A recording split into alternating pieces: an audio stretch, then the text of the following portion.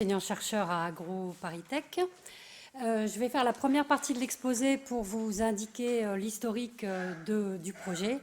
Et ensuite, Yacine Chriat, doctorant à Maguin,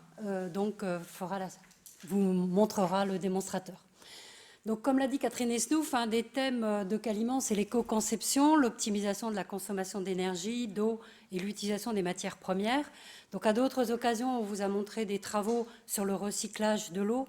Aujourd'hui, on va se centrer sur un projet, l'éco-conception du procédé de séchage en utilisant la vapeur d'eau surchauffée. Alors, comment s'est monté ce programme et quels sont les partenaires?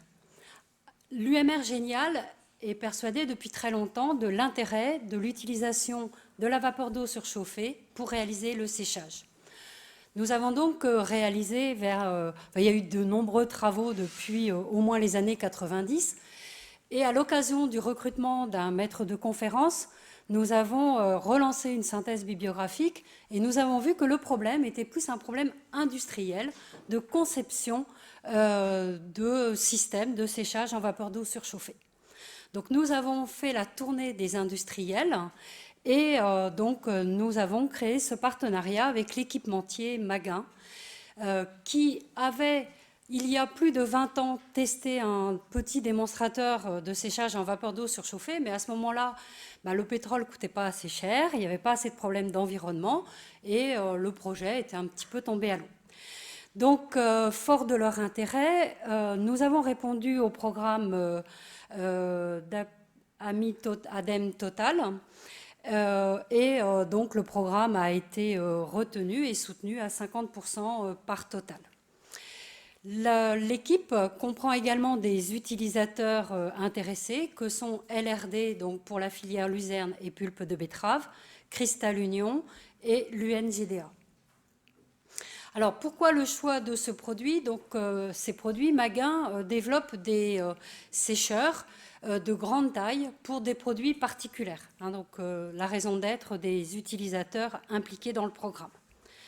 Donc, la luzerne va représenter en France une quantité d'eau évaporée d'1,3 million de tonnes, pulpe de betterave 3 millions de tonnes, le marc de raisin 0,3 millions de tonnes et la drèche de distillerie 0,85. Le procédé classique utilisé pour ces produits est un séchage air chaud à l'aide de gaz de combustion qui sont refroidis par un recyclage d'air. Le produit est introduit dans un tambour cylindre à 3 passes, séparé du flux de gaz et de vapeur émise dans un cyclone.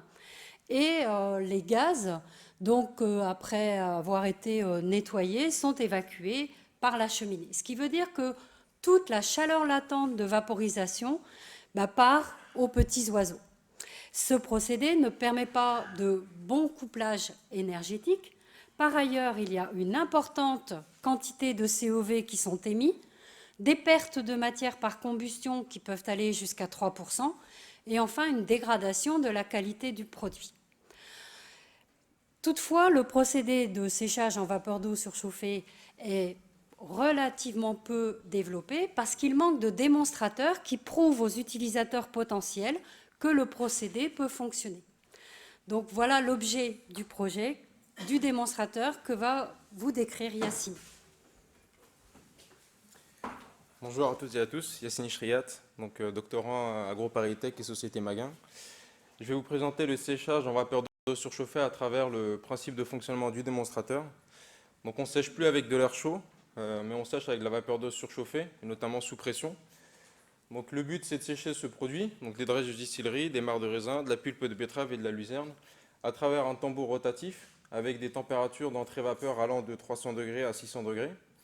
Donc on sèche à travers ce tambour rotatif 3 passes qui est composé de 3 cylindres concentriques avec des hubs qui permettent de ralentir l'avancement du produit.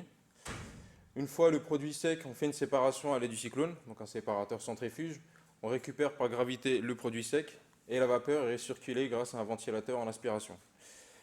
La vapeur est froide, on rentre à 600 degrés, on ressort à peu près 150 degrés. Un sécheur, c'est finalement un échangeur de chaleur. On réchauffe cette vapeur d'eau surchauffée à l'aide d'un échangeur tubulaire. La capacité évaporatoire, c'est-à-dire l'excédent de vapeur qu'on aura qui correspondra à la capacité évaporatoire, on va l'envoyer vers une unité de récupération énergétique. Pour l'industriel, cette unité de récupération lui permet de concentrer des sirops ou d'évaporer des solvants. Dans le cas du pilote, on ne cherche pas à faire de revalorisation de l'énergie, on veut juste quantifier en fait l'énergie récupérable. Donc cette unité de récupération énergétique est composée tout d'abord d'une colonne de lavage et de désurchauffe. On va nettoyer la vapeur, on a un risque de présence de particules, le cyclonnage ne se fait pas à 100%. Donc on nettoie cette vapeur, on la désurchauffe jusqu'à la température de saturation. Donc à pression atmosphérique, c'est environ 100 degrés. À un bar relatif, on sera aux alentours de 120 degrés. On condense, on récupère les condensats. C'est ces condensats qui vont nous permettre de faire le nettoyage de la vapeur et la désurchauffe de la vapeur. On récupérera aussi des incondensables. Ces incondensables sont envoyés au cœur de la flamme pour être brûlés. Sur la partie production de chaleur et surchauffe de la vapeur, on dispose d'un brûleur gaz, d'un foyer, c'est là où se déploie la flamme, et puis d'un échangeur de chaleur, donc qui nous permet de réchauffer notre vapeur d'eau surchauffée. On a ensuite des fumées qui sont assez chaudes. On va utiliser ces fumées chaudes pour préchauffer l'air de combustion. Ça nous permet en fait de faire un gain énergétique, de faire passer en fait l'air de combustion d'environ 15 degrés, température ambiante à peu près, jusqu'à 120 degrés. On a un ventilateur d'extraction qui permet d'aspirer tout le circuit des fumées. Une partie de ces fumées sont envoyées vers la cheminée et une deuxième partie sont envoyées en dilution des fumées de combustion. On est à l'intérieur du foyer à environ 1400 degrés. Ça nous permet de baisser jusqu'à atteindre la température d'attaque en entrée de l'échangeur. Donc ce pilote est transportable. On l'a conçu pour être démontable et transportable pour pouvoir le déplacer jusqu'à chez l'industriel pour pouvoir faire les essais. On se déplace jusqu'à la matière première. Donc là, on a une vue 3D en fait de l'installation. On distingue assez bien donc l'alimentation produit, le tambour et puis le cyclone, le ventilateur en aspiration. Bon, on m'arrêterait là sur la vidéo. Ouais, donc on distingue plutôt bien donc, le tambour, le cyclone et puis le ventilateur. On voit l'unité de récupération énergétique qui est complètement démontable. On a une superficie au sol de ce pilote d'environ 60 mètres carrés, hors alimentation, hors cette trémie, et une hauteur maximale de 2,7 m. Donc on a réfléchi au souci de maintenance, de transport, pour pouvoir les transporter sur des camions remorques en évitant d'être en convoi exceptionnel par exemple. Donc, dans cette conception en fait, du pilote, on a deux gros challenges. Donc, je vais parler des deux principaux challenges. C'est tout d'abord la conception de cet échangeur. Donc, c'est un échangeur qui a été totalement repensé, développé et conçu par Maguin. Donc, il est composé de 7 modules. Les 6 premiers modules nous permettent de faire un échange entre de la vapeur d'eau surchauffée et des fumées issues de la combustion. Donc, c'est un échangeur tubulaire avec de la vapeur qui passe à l'intérieur des boîtes et à l'intérieur tube, fait ce cheminement, et les fumées qui arrivent en contre-courant croisé. Et un dernier module qui nous permet de faire le réchauffage d'air de combustion. Cet échangeur-là est conçu donc avec 7 modules suspendus pour un souci de maintenance et de nettoyage. Donc on a un échangeur tubulaire. Et puis on a essayé de réfléchir aussi pour essayer d'optimiser le coefficient d'échange, avoir le moins de pertes de charge possible, sinon ça nous ferait des ventilateurs énormes. Et puis réfléchir aussi aux problématiques liées au procédé, pour le nettoyage et la maintenance notamment. Cet échangeur a été conçu pour tenir à une pression de 1 bar. Du coup, on est soumis à la directive des équipements sous pression, qui nous impose de concevoir cet appareil pour respecter les opérateurs, enfin la sécurité des opérateurs. Donc pour cela, on doit fournir des notes de calcul bâties selon des codes de construction. Donc là, c'est le code de construction américain pour notamment des hautes températures. Et puis les matériaux choisis sont plutôt des nuances d'alloy 800H et puis des nuances d'inox anti-corrosion et haute température.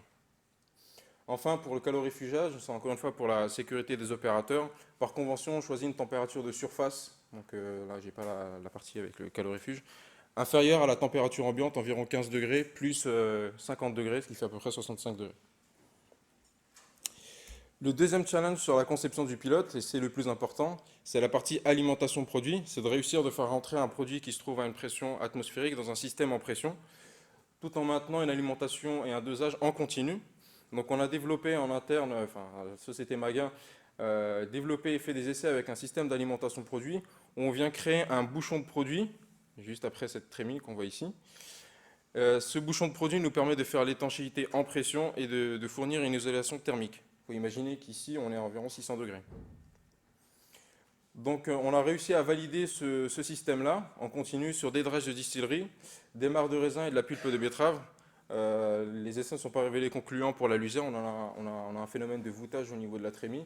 Donc on doit développer un système beaucoup plus robuste spécialement pour la luzerne. Concernant les essais,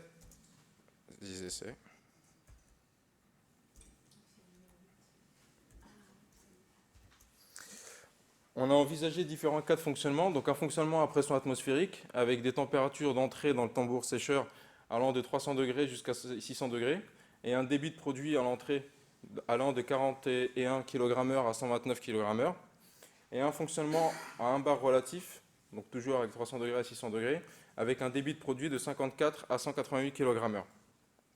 Le pilote pourra aussi fonctionner en air chaud avec un système de bypass. Concernant les évaporations visées sont de l'ordre de 38 à 103 kg/h. En parallèle, il y a des travaux qui sont conduits par l'UMR Génial avec un projet de 3e année sur la partie bibliographie et modélisation du tambour sécheur et une partie simulation thermique dans l'installation. Pour pouvoir comparer les résultats obtenus par modélisation, il est important d'avoir pas mal d'instrumentation sur le pilote. Donc on a prévu de pouvoir installer pas mal de capteurs pour la régulation en température et en débit vapeur, notamment pour la sécurité, donc mettre des seuils de sécurité à programmer sur les automates, de pouvoir comparer avec les bilans théoriques, donc les calculs thermiques, les calculs aéroliques et puis les mesures de perte de charge et les redondances sur les mesures. On essaie de recouper différentes mesures. Et enfin, la caractérisation du fluide et bien sûr du produit. Donc les outils, on a 12 capteurs de pression, on a à peu près 21 thermocouples, donc des thermocouples K, des sondes pyrométriques, des débitmètres, que ce soit des débitmètres, des rotamètres, des Fevertex, et puis des capteurs de niveau. Et bien sûr, des analyses gaz et systèmes de pesage. Durant les essais, on pourra faire varier différents paramètres opératoires, notamment donc, le débit de produit en entrée, la température de vapeur entrée-sécheur, mais aussi la vitesse de rotation du tambour. Et enfin, la pression de la boucle de vapeur jusqu'à un bar relatif. Concernant l'état actuel sur l'avancement du projet, on a débuté donc en mars 2012 avec la partie dimensionnement et mise en plan. Nous sommes actuellement sur la partie réception du matériel et travail sur l'automatisme et l'électrification du pilote. Donc on prévoit des essais en août 2015. Donc on va déplacer le pilote jusqu'au site de l'USEAL. On récupérera toute la matière première sur le site de l'USEAL et on fera tous les essais sur ce site-là. Je rappelle enfin les objectifs du démonstrateur, c'est de pouvoir valider l'intérêt de la vapeur d'eau surchauffée, de pouvoir caractériser la qualité du produit et enfin acquérir des cinétiques de séchage pour la simulation et pouvoir extrapoler à l'échelle industrielle. Ce projet permet à Maguin de disposer tout d'abord d'un banc d'essai à l'échelle semi-industrielle, ensuite de concevoir une installation selon la directive des équipements sous pression. La société Maguin n'a jamais mis ses sécheurs sous pression. Ensuite, de développer un système étanche d'alimentation jusqu'à un bar relatif. Pour AgroParisTech, cela permet de participer à la conception d'un pilote, d'un outil quasi industriel, de disposer de données de séchage en vapeur d'eau surchauffée sur une large plage de fonctionnement, et enfin de former un doctorant. Et pour les utilisateurs, cela permet de disposer d'un outil qui leur permet de tester la faisabilité de la vapeur d'eau surchauffée sur leurs produits, et enfin de participer à définir les cahiers des charges pour le démonstrateur. Je vous remercie de votre attention.